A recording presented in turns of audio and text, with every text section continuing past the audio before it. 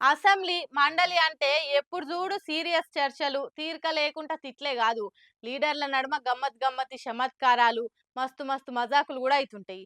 నిజం చెప్పాలంటే అవే సోషల్ మీడియాలో ఎక్కువ వైరల్ అయితుంటాయి. చూసినా జనాలు కూడా నవ్వుతుంటారు. అట్లైన ముచ్చట్నే ఇది కూడా.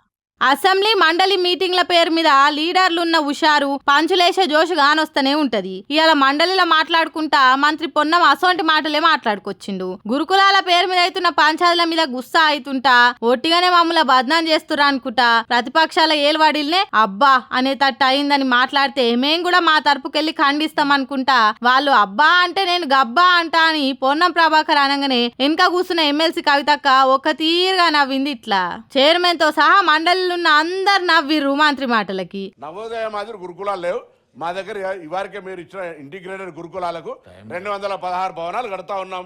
వాటన్నిటిని ఒక స్పోర్ట్స్ తో పాటుగా టీచింగ్ సంబంధించి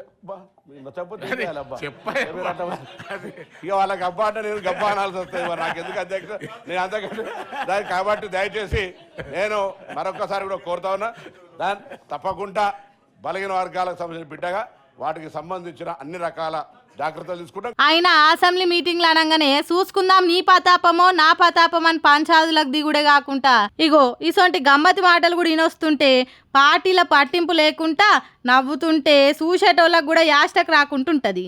ఏమంటారు? అవతలాలు చేసిన పనిని మన ఖాతాలు వేసుకున్నాడు కూడా ఆటే. కానీ మరీ అడ్డంగా దొరికేటట్టు కాకుండా పట్టుబడకుండా చేసినప్పుడే పనితనం చూయించినట్టు.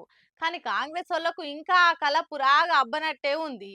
ముద్దుగా 3 రంగులేసి మందిని మత్పరిద్దామనుకొని ఇగో ఈ తీర్లా అడ్డంగా బుక్ అవుతుర్రు. పొద్దుగాల లేస్తే నాష్ట కంటే మొదలు నలుగురితోని తిట్లే ఎక్కువ తింటున్నట్టున్నారు కాంగ్రెస్ వాళ్ళు. ఇందిరమ్మ ఇల్లిస్తామని ఇగరంతో చెప్తే ముద్దుగా ముగ్గు పోసి కొత్తగా కట్టించి పాలు వంగించుకోర్రి పండుగ చేసుకోర్రి అని చెప్తారేమో అనుకుంటే బీఆర్ఎస్ హయాంలో కట్టించిన డబల్ బెడ్రూమ్ లోనే కాంగ్రెస్ సర్కార్ ఖతర్ నాకు గట్టించింది అని చెప్పుకునే పనులున్నారట.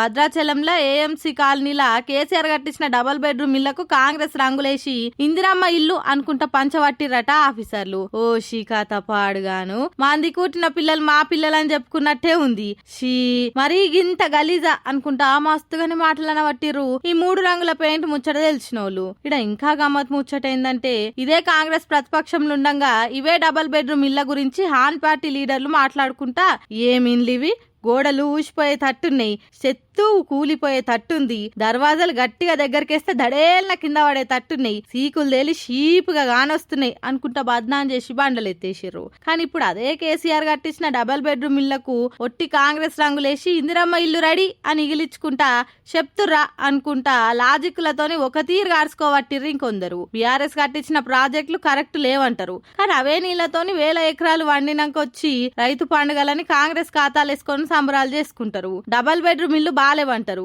కానీ అవే వంచి క్రెడిట్ కొట్టేద్దామని చూస్తారు. వారెవ్వా అనుకుంటా సెటైర్లతోని ఘాటుగానే ఆడుచుకుంటారు ఇంకొందరు. ఇంక 4 ఏళ్లల్లో ఇసొంటి ఇగరం తక్కువ పనులు ఎన్ని చేస్తారో ఏమో అనుకుంటా నారాజు కాబట్టిర్రు మార్పు పాలన మీద మస్తు ఆశలు పెట్టుకున్న జనాలు.